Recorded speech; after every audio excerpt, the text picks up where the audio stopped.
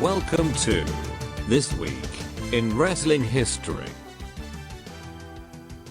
Good day, I'm Archibald Reynolds, and here with us is our guest, Reginald P. Vanderhoosen, and we're going to be talking about the effects of the high-density plastic tax increase of 0.07% and its effects on tariffs around the world. Reginald, would you like to take us through this? Kind of surprised you kept that long. I know. I was thinking about it all week, so needed something dumb. All right. Wrestling history. Ryan, Jacob.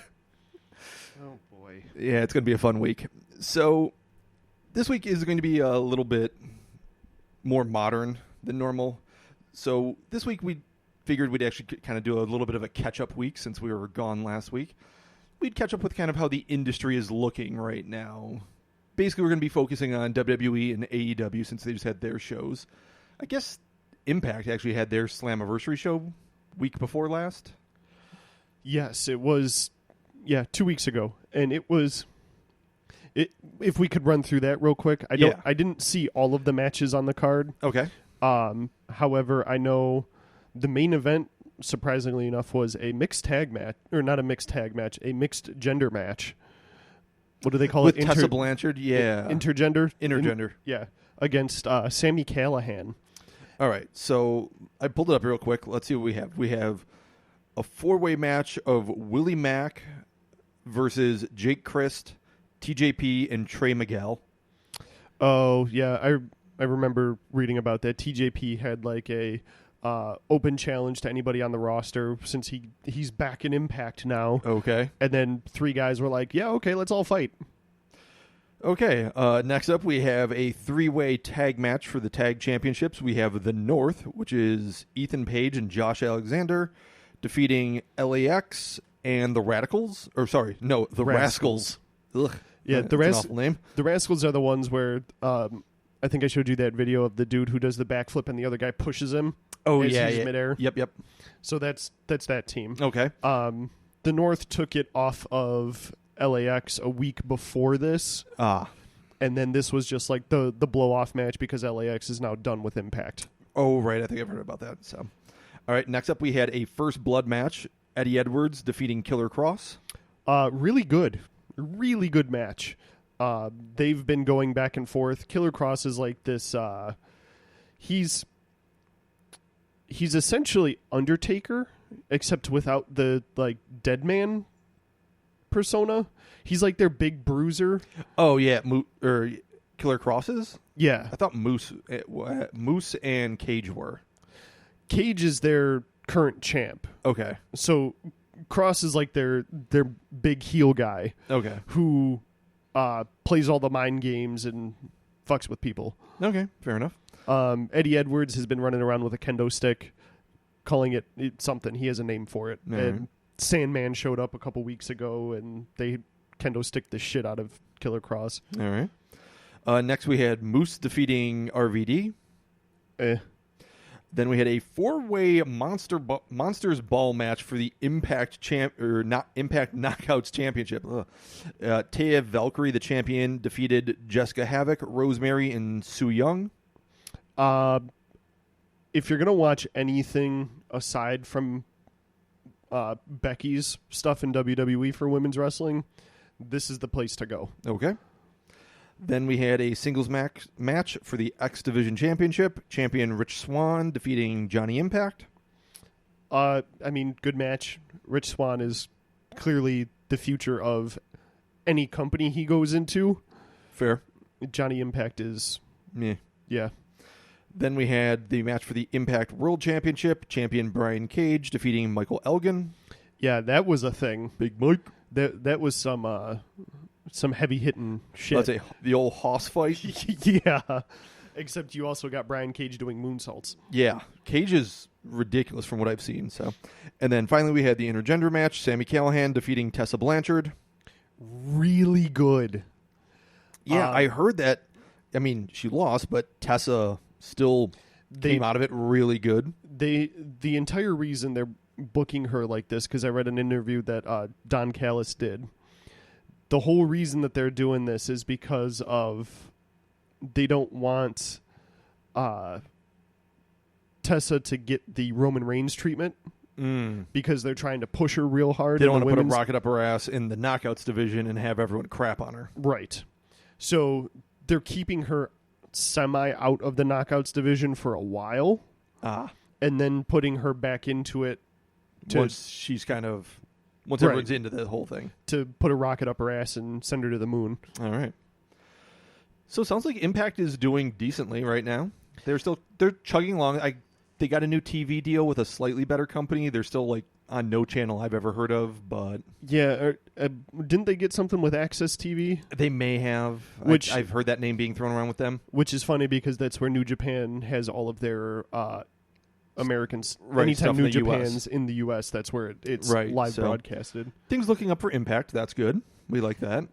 Yeah, the only thing that I have an issue with in Impact is that there's not many people that I legitimately care about seeing. Like Tessa Blanchard, Michael Elgin. Brian Cage sounds like he could be interesting, but yeah, Johnny insert company name here. Yeah. I couldn't care less about him. Rosemary in the Impact or the Knockouts division is pretty good. Yeah, so they're definitely starting to make a comeback, it seems like, which good for them. As we've said before, more competition is more better. Yeah, makes everybody else better. Yep. So, that said, let's go check out what company number one is doing, what WWE's been doing with Extreme Rules here. So, before we go into it, your overall take on the show itself. So, I'm going to lump AEW into this right now because WWE is doing a really good job at presenting people I don't care about, and AEW is doing a really bad job at presenting people I do want to care about. Okay. An example for WWE? People you don't want to care about. I don't want to care about... So, honestly, the Revival and the Usos and Bayley and Braun and Bobby Lashley and Heavy Machinery and Ziggler and Brock. Like, I don't care about most of the roster right now, and the people I like, they're characters I don't care about much. Okay. Like Ricochet. Honestly, Flippy Doo Man. right. Captain Flippy Doo. Like he doesn't really have a character right now, honestly. Cool. He came in out of nowhere, won the US title, and then now the club beat the crap out of him. Yeah. Cool. I don't care. Like, he's a great wrestler. I love watching his matches. Don't care about whether he wins or loses, honestly. No, but that's one of those where I think the whole reason they put the belt on him was to easily turn AJ. Very well could have been. I mean, what Transitional other champion. What other babyface in the company right now would, aside from Seth, would AJ going against actually be able to turn him heel? Finn. Yeah, but he's in another program. Right. But anyways. All right, so Extreme Rules, let's start with our undercard matches that weren't actually shown on the pay-per-view itself. Shinsuke defeating Finn for the IC belt. it was really good. It was short, though, wasn't it? It was only like just over 7.5, yeah. It was really good, though. I caught flashes of Shinsuke going back to IWGP Heavyweight Shinsuke. Shinsuke carrying Shinsuke, Yeah. which is the best Shinsuke. Again, he's a guy that's... Randy Orton's the best comparison of when they care and they're invested, amazing. When they don't, bleh. Yeah.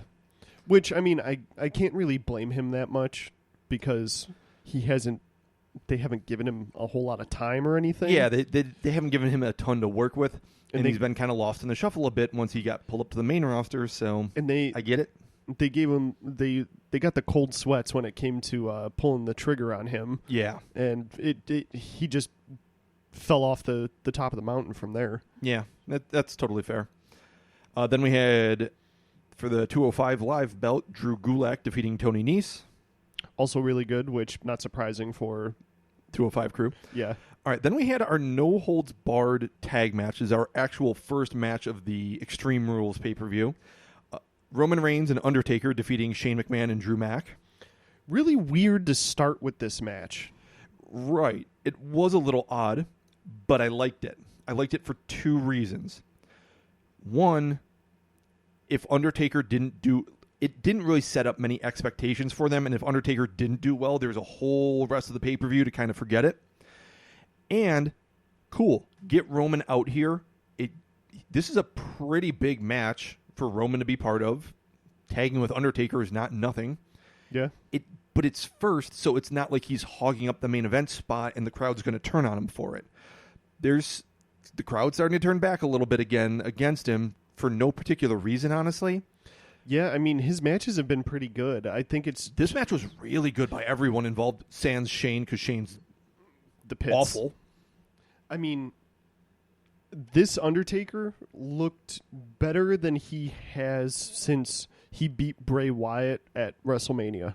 Yes. This is the best Taker we've seen in a few years. Yeah.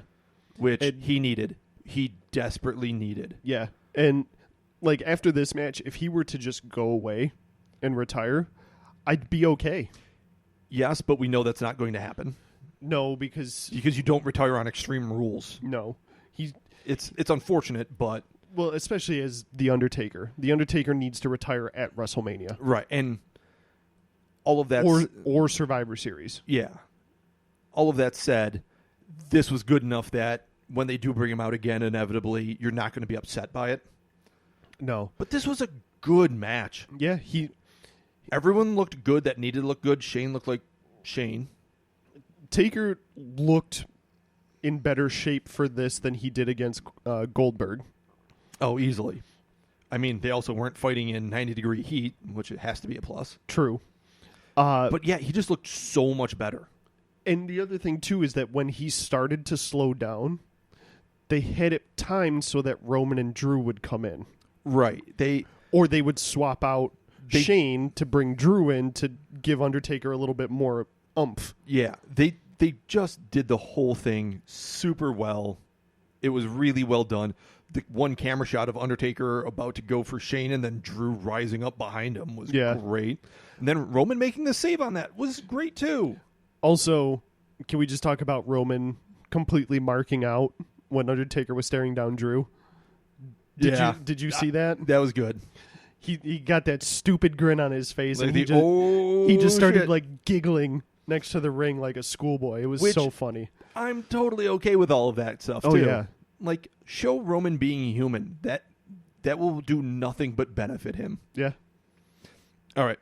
Up next, we had the Usos versus the Revival for the Raw Tag Championships. Revival winning. This is a match that I should care about. Yes. Because those two teams, arguably two of the best tag teams in wrestling.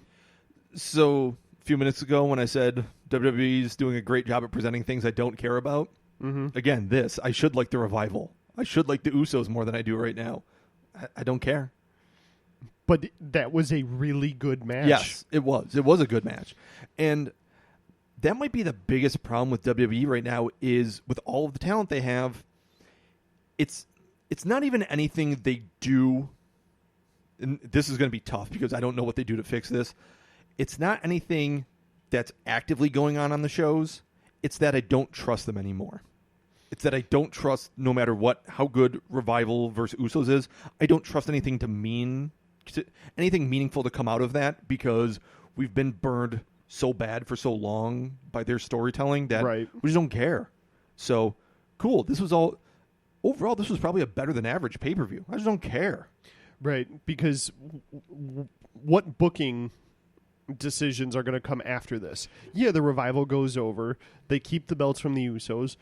But then they're going to lose it to freaking Drake Maverick and Ron Killings at some point. Right. We don't trust them to have this lead into something bigger and better. We're so cynical at this point to the product that they need to go on a really long run of doing really good things before we kind of buy back into them. They've burnt the goodwill. Yeah, exactly. Again, will be a phrase I use again later on today. All right. Next up, we had Aleister Black versus Cesaro, which was good. Just good. Two guys in there looked legit as hell. Like, again, when we talk about it looking like two guys are trying to kill each other using wrestling, this is way up there on the examples. Yeah, I think this is the closest we're going to get to a Bret Hart and Mr. Perfect match. Yeah, that's... I mean, that black mass kick that he threw to Cesaro at the very end. After that knee that absolutely crushed him. Again, that stuff just... The way they were throwing it and the way they were placing it just made it seem...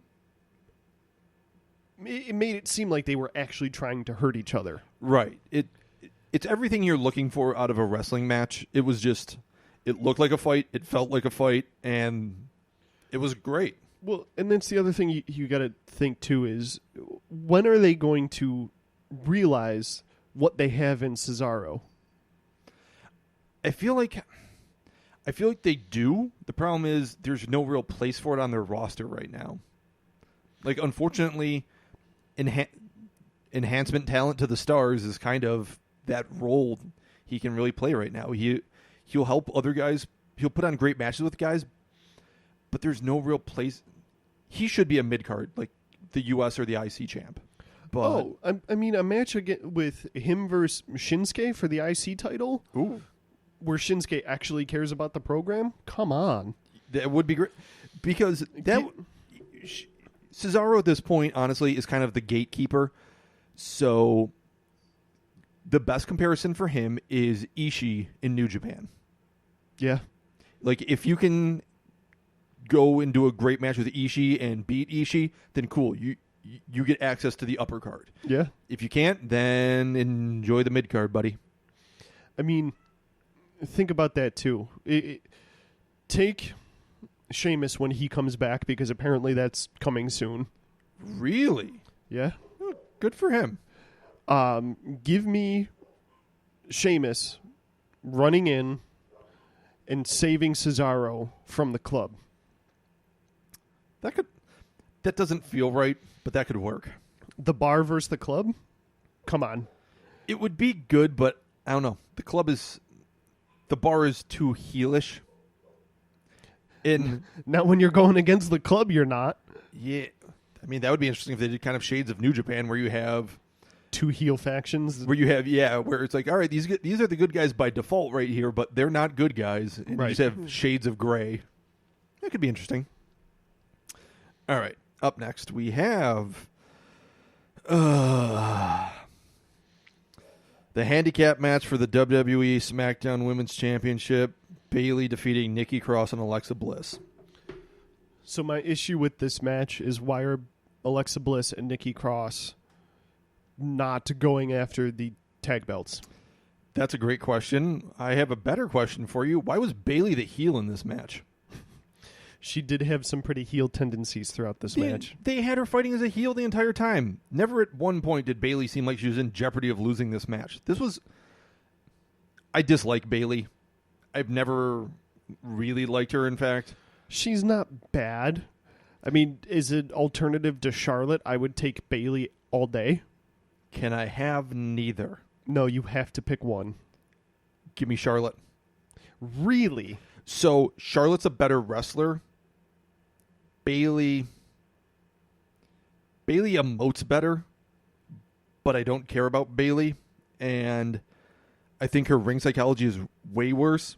She's way worse in the ring in my book, which is saying something, because I don't think Charlotte is nearly as good as most people think.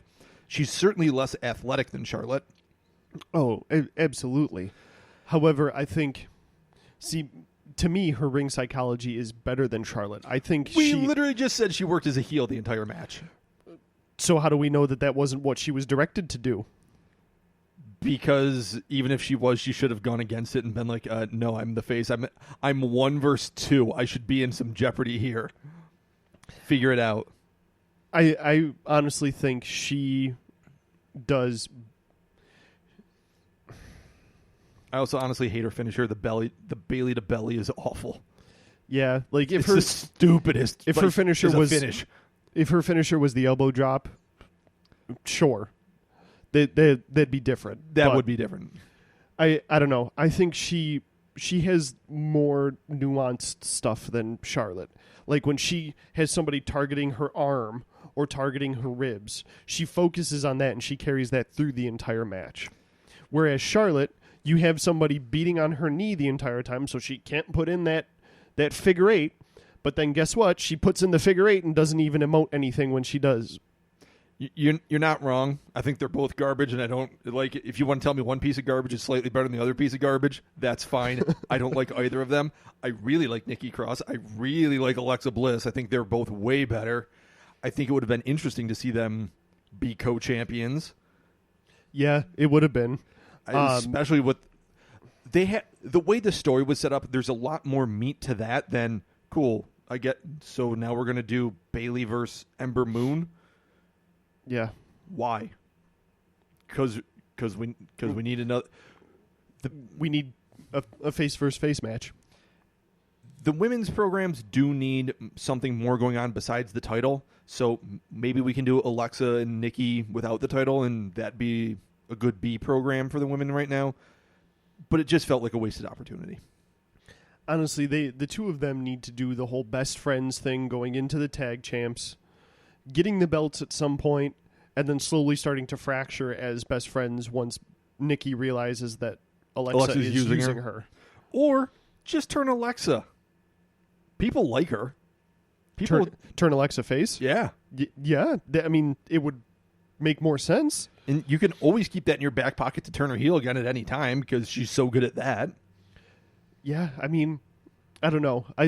I think Alexa not getting in the tag division is going to hurt the tag division in the long run. Yeah. Because Alexa's one of those big... Especially because putting her in the tag division will help her not carry as much of a workload right now and help her heal up from all of the injuries she's had for a little bit. Yes. And on top of that, so we have Bayley as the first ever WWE Women's Triple Crown. Right? Okay, sure. Yep. Why are we missing putting Alexa in that category as well? Alexa was the first one to hold both Raw and Women's SmackDown titles. Yeah. Put the tag belts on her and Nikki. Yeah. Do it. All right. Next up, last man standing, Braun Strowman versus Bobby Lashley. I could honestly care less about this match. Wasn't great. Wasn't awful. Was there. Next. Triple threat tag match for the WWE SmackDown Tag Championships. Champions Daniel Bryan and Rowan versus Heavy Machinery and Big E and Xavier Woods of the New Day. Good match. Yeah. See, I don't know about you, but I like Heavy Machinery. I don't dislike them. They're just there for me. I don't care. I don't dislike. They're there. I think what needs to happen with them, though, is they need to keep the little bits of comedy in there that they're doing, but get a little serious with them. I think you run a big risk right now of turning them into a modern-day bushwhackers. You do, which is upsetting because Otis is a legit wrestler. Right. They're both big, huge dudes that... But Otis was in, like, the Pan American Games. Oh, wow. Like, legit heavyweight collegiate wrestler. Okay. Use him. Right. Make him a serious threat. I mean, the guy's 5'10", 300 and something pounds. Yeah. Make him a little wrecking ball as he's running through people. Yeah.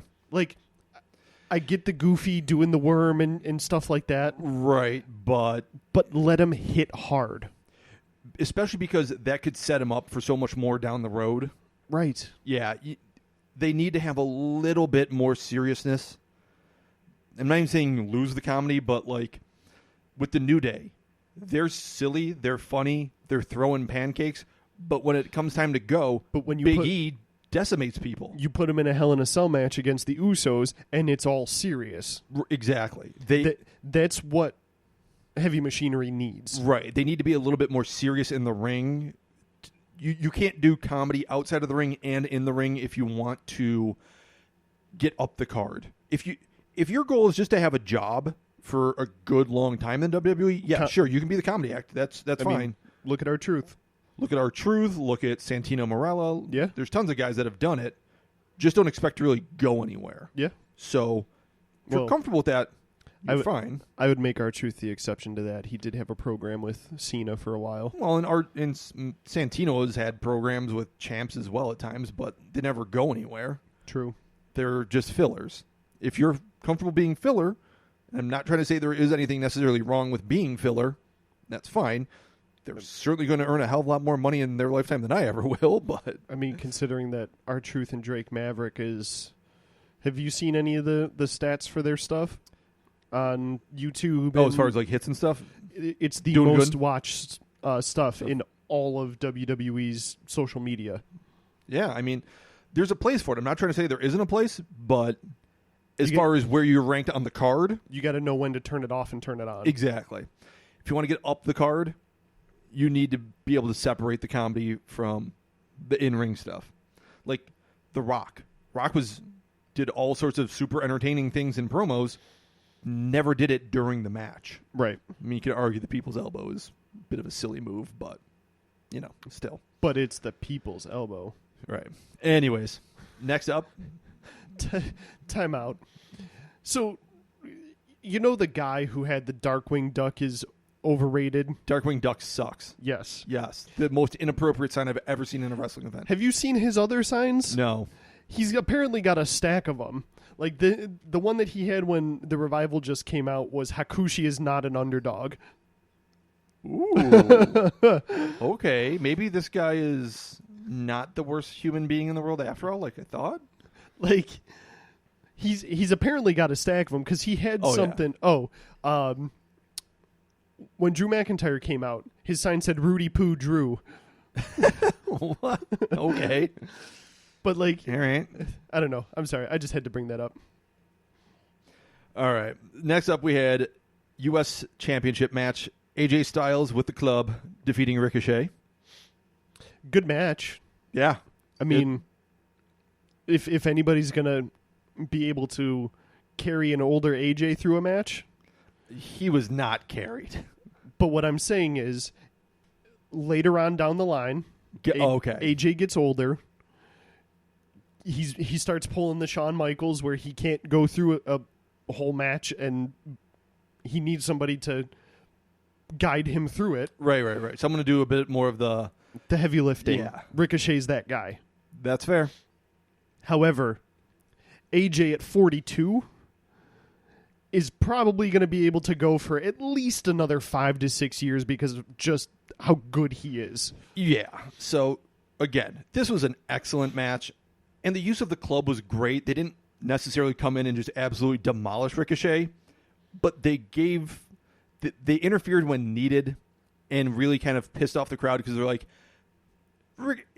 because literally, if not for the club, Ricochet probably would have won. Yeah. So they did exactly the right thing. They didn't overdo it or anything.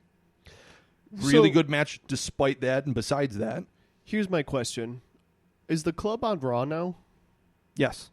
Like full-time on Raw? I believe so. That's upsetting then. The rosters just don't make sense in the trading and the free agents and yada, yada, yada.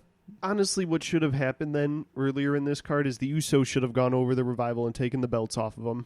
And then you have the heel club going after the face Usos to give them all the belts. Well, but the Revival and Usos aren't done, so that can still happen while we're...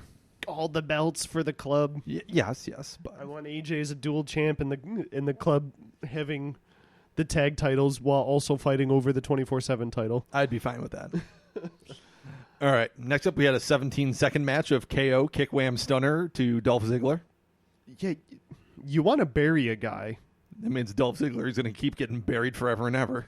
Which doesn't make sense to me because I know you're not high on Dolph. Nope. He's good.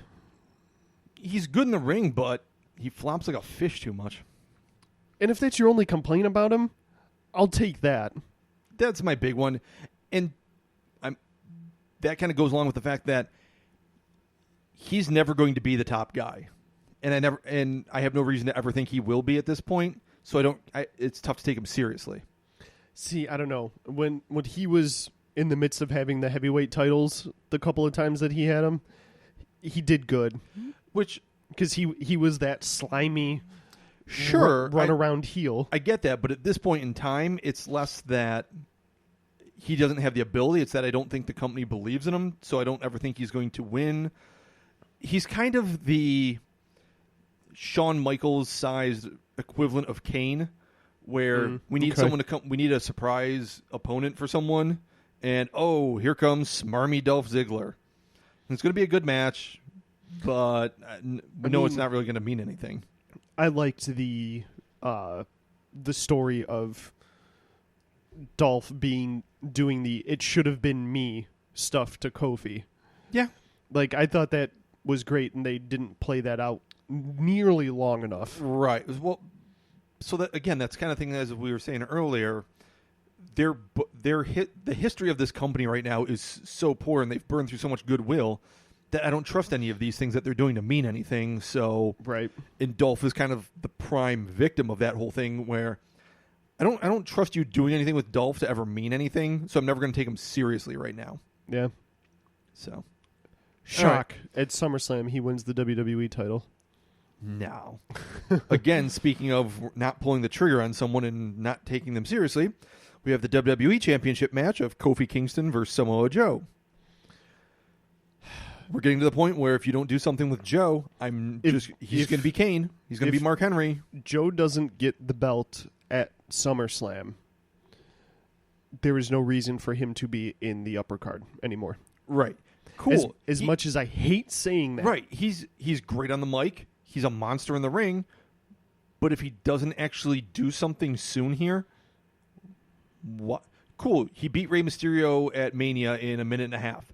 And then he lost to Rey in a minute and a half. Yep. And then he was given the title back. And then he lost that title to Rick. Right. And now he just lost to Kofi. Yep.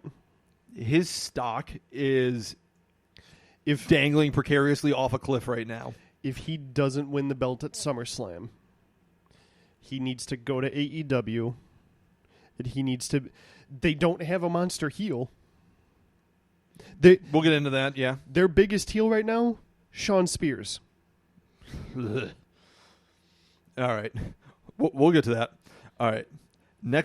Next up was theoretically the final match of the evening, the last chance winner-take-all Extreme Rules mixed tag match for both the WWE Universal Championship and WWE Raw Women's Championship. Holy crap, what a name. I'm glad you made it through all of that. Champions Seth Rollins and Becky Lynch versus Baron Corbin and Lacey Evans. So... First thing to note about this match is when Lacey came out, apparently she had Seth's name written on her trunks, on her butt. Mm-hmm. And then they tried to zoom in on that, but failed. And we basically just got to zoom in on Lacey's beehole. Yeah, because it was up on because she wears those higher trunks. Yeah. It was up more towards her back, her lower back. Yeah. But when they zoomed in on it, it was literally just ass. Yeah, it's like... We're going to go down a dark tunnel here. And you're like, no. What did somebody say? She got the Velvet Sky treatment from Old School Impact. So speaking of, apparently in Impact, it was the 9th anniversary of Sharmell versus Jenna Maraska. Yeah. So that match. Yeah. If you ever want to see a camera zooming straight up someone's anus. Yeah. Jenna's entrance into the ring, it was like a combination between... I guess he said the beautiful people in Melina. Yep. Oh my. That was an uncomfortable camera shot. Awful. It was like 10 seconds of we're just going with this. Here we go. Zooming in on it. Yep. Nope. Yep. So anyway, with the match itself. Yeah, back to this match. I have a bit of an unpopular take on what happened with the finish of the match. So, Seth and Becky win. I'm going to use a comic book term. We'll see if you know it. They fridged Becky. They definitely did. So, for those of you that don't know, in comic books, fridging is when the villain kills, hurts, maims, does something to the hero's love interest for the sole sake of pissing off the hero and giving the hero that some extra power motivation. Boost. Yeah. it turns that character that they killed, maimed, whatever, into nothing more than just a plot point for the hero. They end up becoming a martyr. Right. And that's exactly what happened with Becky. Exactly. And because what did Baron do? Deep sixed her. Yeah, that's what it was. Yeah. Near the end of the match, Corbin deep sixes her. She's destroyed, rolls out of the match. We never see her again for the rest of the night. And it just infuriates Seth to the point where he goes Super Saiyan and takes Corbin out for the win. Yeah, that was literally it. Yeah. They can do better than that, especially with Becky. She deserves way better than to be fridged. She deserves better to work with somebody who's better other than fucking Lacey Evans. Right. There's definitely a fine point there. You want to talk... To be fair, Lacey did decently in this match, more so than she has in the past. She's too new in the business still. She just needs more time.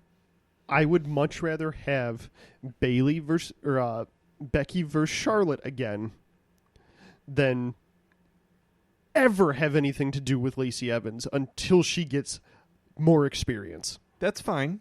That's totally fair. It's just I'm almost hesitant to say that it made sense for this match because it was weird how they dovetailed these two stories together. It was cool that they did, but the fact that the women's storyline was sacrificed for Seth. That's the biggest piss off in this whole thing. Because Becky still coming out of Mania has more I don't want to say heat, but more fire behind more interest her than any other thing that's happening in WWE right now. Yeah. I mean, easily. Maybe aside from the club getting back together. Fair. And maybe Kevin and Owen's doing his thing now. But why are we putting Becky on the back burner just to make Seth look like the heroic boyfriend? Right. It was really cool that they did manage to dovetail the Becky Lacey into the Baron Seth thing with that whole special referee thing and now this. As dumb as I think this match was, it was cool that they did it fairly well. It was unfortunate that they decided to sacrifice the women's program just to boost up Seth, who then had Brock Lesnar come out and beat the shit out of him in 2 seconds flat and take the title again. And now we have another fucking 500-day run with Brock. Right, and now we're back to this. Hopefully they prove us wrong and they have a great match at SummerSlam, and if they give Seth the belt back at SummerSlam, it'll kind of have been worth it, I think. Yeah, because Seth seems to have been lacking a certain something. Seth, over the course of when he won the belt at Mania until now, felt like a nothing champion. Right. I mean, he didn't have any notable feuds other than Corbin. I mean, he had a match. He had a match against AJ. Yeah. But maybe we get Seth with the belt back, and we end up getting heel club going after Seth. What if we have Becky turn heel to help Seth win the belt back? What if we have her come out and low blow Brock and they just do shenanigans all over the place and Seth becomes super smarmy for beating Brock again? This will be his technically third time getting the title off Brock. His Mania cash-in, his Mania match, and now this. Yeah. I don't know. Seth just feels a little bit better as heel. Oh, he's definitely better as a heel. And they kind of need some heels right now. They do, but they don't have a really good babyface to go against him. No, but I feel like they could build someone up. I feel like it would not be difficult to build up a babyface right now because listen to the fans. It's an easy way to actually put someone out there, have them start kind of beating lower guys and working their way up. I don't feel like it would be too difficult. Yeah. They would just, honestly, they're in a really weird place where just everyone feels kind of stale. And they just need to kind of move on. And they need someone fresh. They do. And not only that, but Black could be that guy. Yeah, but he's on SmackDown. That's not the toughest thing to fix. True. I mean, they could have a mid-year trade. Yeah. That's easy enough to fix. Alistair could be that guy. Honestly, I don't know. Pull fucking DB away from Eric Rowan and make him a singles guy again. Keep him with Rowan for a little while, and then, flip him. Have Rowan just go nuts one day and then go after his neck or try to give him a concussion or something, and boom, flipped. Easy. Or even when Finn comes back. Yeah. Give me Finn versus Seth. Oh, yeah. Give me Finn versus Seth again. There we go. That match for the first Universal title was fantastic. Give me that again. All right. So that was Extreme Rules. Let's jump over to Fight for the Fallen real quick. Okay. This wasn't good. No, it wasn't great. This is really kind of the last of my goodwill towards AEW being people I like. Can I give you my quick take on it? Sure. The last 2 pay-per-views were free. Yep. They're also still very early into what they're doing. Mm-hmm. I think what they're trying to do is not give away the good stuff for the free stuff. That's totally understandable, but they're doing it wrong. How so? Kenny Omega does not feel like a big deal anymore. Kenny should feel like a huge deal. When they announce his match, he should be like, that should be the last match they announce for the card, and it should be... His entrance should be a show. He just walked out versus Shima. Like, okay, there's Kenny. Like, it didn't feel like a big deal. Yeah. When he came out in New Japan, it was like, oh, his music, like that Final Fantasy boss fight music was like, oh, it's go time. Yeah, his music just doesn't have that feel anymore. No, it has no... There's no feel to Kenny being special anymore, which... How do you do that?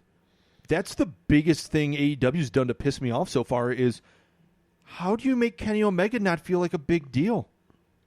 Well, I think the other thing, too, is I'm wondering if he's trying to put being, the good guy that he is, trying to put the company ahead of himself because he's executive vice president, which I get. I understand. Right. However, you're Kenny fucking Omega. Exactly. You are the greatest wrestler of our time. As soon as you stop kind of acting like that and let that facade drop, it's going to be real tough to get that back. Yeah. Real tough to get that back. I mean, anybody could argue with me on, Seth being the best, AJ being the best. DB, Kenny's better. Yes. Kenny made people care about a company that they didn't even know existed. Exactly. He almost had a bit of a mystique to him. Yeah. And it doesn't feel like he has that anymore. Mm-mm. So let's go through this. Do you think that might be because we're seeing him more often? No. I think it's how they're presenting him. I think it's absolutely how they're presenting him. At Double or Nothing, it was fine. At Fyter Fest, when he came out dressed up with the Bucks, that hurt. Yeah. That it didn't seem like a big deal at the time. It was kind of cool because, we're at a gaming convention. Oh, hey, look, he's dressed up like a Akuma. Yeah. But that hurt. And then this hurt more.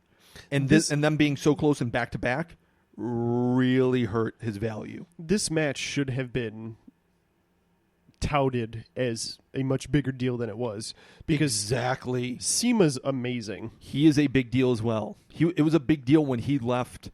I forget which company he left. Was it Noah? Yeah. Left? When he left them to go start Noah or Dragon Gate. It was Dragon Gate. Yeah, you're right, Dragon Gate. When he left Dragon Gate to go help found OWE, that was a big deal for them. But all right, let's get to that in a second here. First, we had the 6-man tag match. I'm not going to cover the undercard stuff. MJF, Sammy Guevara, and Shawn Spears defeating Darby Allin, Jimmy Havoc, and Joey Janela.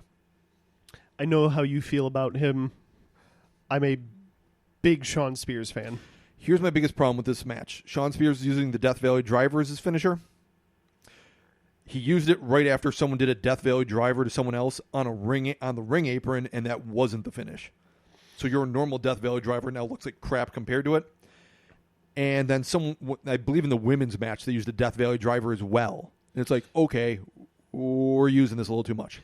Yeah, honestly, I liked his finisher when he was in WWE, where he would essentially have him up in the fireman's carry, go to almost AA them, but then the back of their neck hits the knee. Would hit the knee. Yeah. I thought that was a lot better than this.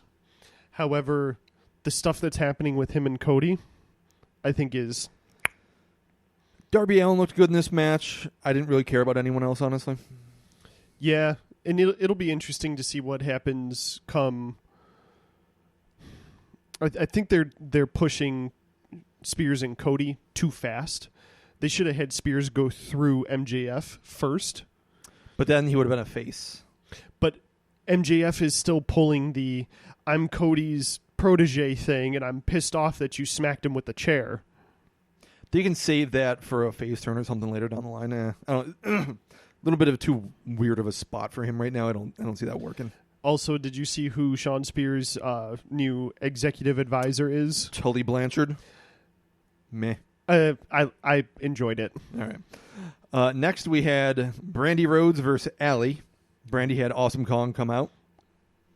This was a awful showcase for Allie's debut. Yep. Allie didn't look...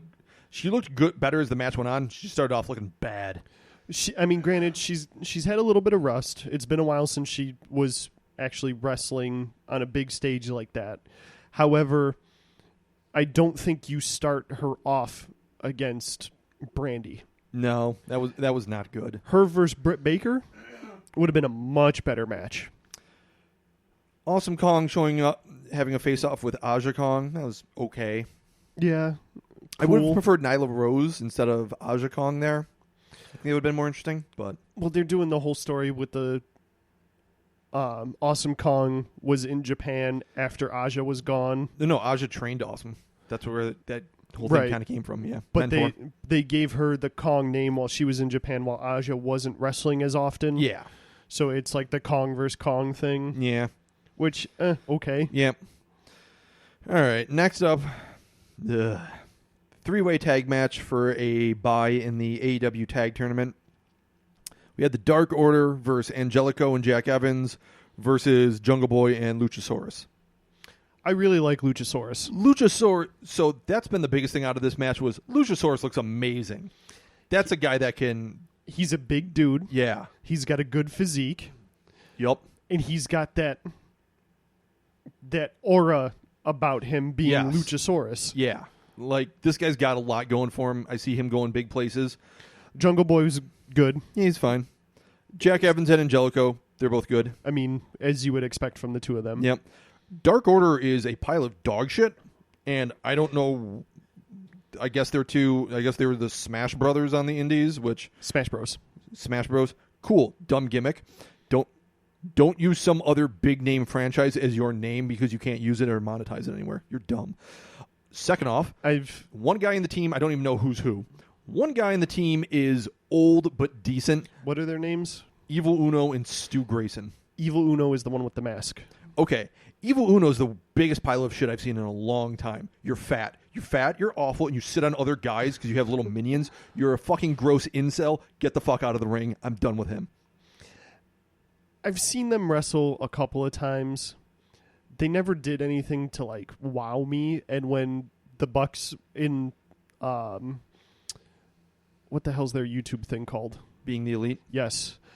In that, when they were talking about them being the best tag team they've ever wrestled, I got very confused at that. That's the saddest thing I've ever heard, and what a slap in the face to the Lucha Bros. And if I were them and I heard that, I would almost be like, all right, we're done here. To the Lucha Bros, to the Best Friends, to the Hardys. The Hardys, SCU.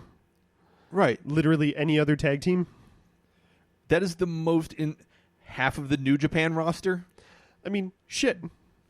They haven't even wrestled, but the Bucks vs. Revival would have been better. The Bucks vs. the New Day would have been better. How the fuck do you call this god-awful schlock? The Bucks vs. the Usos. How have I never thought that would have been a good match? We like indie wrestlers, and I think the Dark Order is a pile of steaming dog shit. That fat fuck is just the worst. Did they win? Yes. I hope they don't put them as the first tag champs. Whatever that. I hate everything about the two of them. Like one of you is old. The other one of you is just disgusting. You're just awful. Like out of any of them, any of the tag teams that they have, I feel like the only ones who I could honestly see being the first ever champs would end up being either the Best Friends, Meh, but okay. the Lucha Bros, Please. SCU, Totally fine. or the Bucks, Also fine. which they won't put it on the Bucks first. No. Just like Kenny isn't gonna, I don't think Kenny's gonna have the main belt for a while. Yeah, exactly. Which Brandy's not gonna touch the women's belt for a while. hopefully ever. Unless she improves. She's okay. Yeah. They have a lot better female talent than Brandy is the problem. Britt Baker needs to be their first women's champ. Or Hikaru. Britt Baker needs to be their first women's champ. No, I'll take Hikaru. All right, anyways. Then we had Adam Page defeating Kip Sabian in a 20-minute match. Kip Sabian was good. Kip Sabian looked good. The problem is it was at the expense of bringing Adam Page down, and he's supposed to be fighting for the title at the next pay-per-view. Yeah. There was no need for this. Kip Sabian's a no one, honestly. He's a mid-carder for AEW. Yeah. Why is your mid-carder taking your golden boy to nearly a time-limit draw? Yeah, he's going to be in the realm of Darby Allin and Jimmy Havoc for a while. Yeah, which is fine, but it didn't make sense. Yeah. I get that. Kip Sabian looked better, and Page looked worse by comparison, which is not what you want to have happen in a match like this. No. I think the only part that kind of saved it was Jericho coming out and right. messing with... If you took this match out of the context of where Page is and where Sabian is, this was a great match. Give me that match 2 years ago on an ROH Yeah, mid-card. exactly.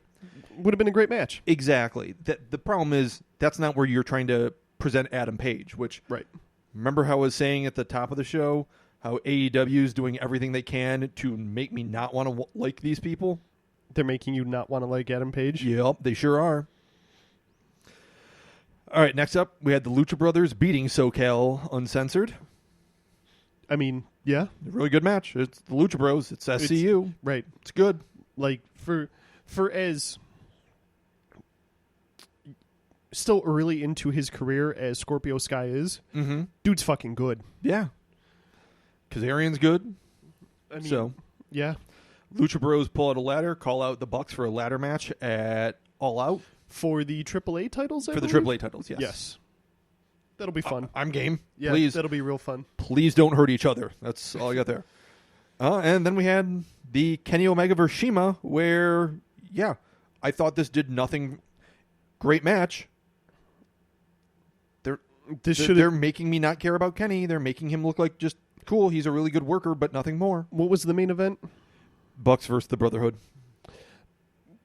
Omega and Cima. Yeah, Omega and Shima should have been. The main event. We have too much Cody and too much Bucks in the main event. And again, I'm wondering if it's because Kenny's trying to put everybody else above him because the problem is he was the flat in February. He was the talk of the wrestling world. He's not now.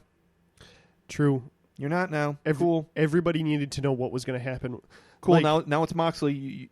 I mean, you and I were literally refreshing the dirt sheets every other hour to see if something was going to happen with Kenny Omega. Yeah. And cool. Now it's all about Moxley. Cool. You're in a program with Moxley. It's not about. It should be much bigger than it is. It's not. Yeah. You fucked up. I think if at All Out, if Kenny and Moxley is not immediately before Jericho and Hangman, they're killing Kenny. They've put themselves in a real bad situation because Kenny versus Mox should be the main event, should be like a 40-minute absolute Just war. slugfest. Yeah. Yes. But the problem is, you're right, that title match should also be the main event. But it shouldn't be. If you look at the names of everyone involved, Kenny versus Mox should be bigger than Jericho versus Page for the title. The only other place I could see that title match happening is them coming out at All Out and saying, you know what? We've been without a champion for a while. First match on the card. Go. Right, kind of how they did Brock versus Seth at Mania. Yes. If it's not the first match, or if it's not the last match, it needs to be the first match. It should be the first match. I think that would honestly be a great way of being like, this is All Elite. This is the bar now. Right. Be better than this. Now, the rest of the card has to do as good, if not better, than what they just did for their main title. Yes. That's what they should do. That's honestly... Then you have... Then whoever's have Jericho come out like 45 minutes into their match and fuck up the whole thing, and now we're setting up this awesome three-way. Between Jericho, Mox, and Kenny. Yes, with the title involved now. Yeah. Cool. That's all we need. Yeah. That's how we do that, and that's how you also don't waste Kenny and Mox, because Kenny and Jericho have issues. Mox and Jericho now have issues from Double or Nothing as well. Yeah. Yeah, I think Hangman needs to not... I originally was saying Hangman needs to be their first champ. No. But... Can't. I think him doing the chase of the title would be better than winning it out of the gate. We need to have Jericho versus Kenny versus Mox to really build up the level of that title. Have Hangman fighting with MJF for a bit. And then then Chase. Give me Hangman versus Mox for the title. Meh.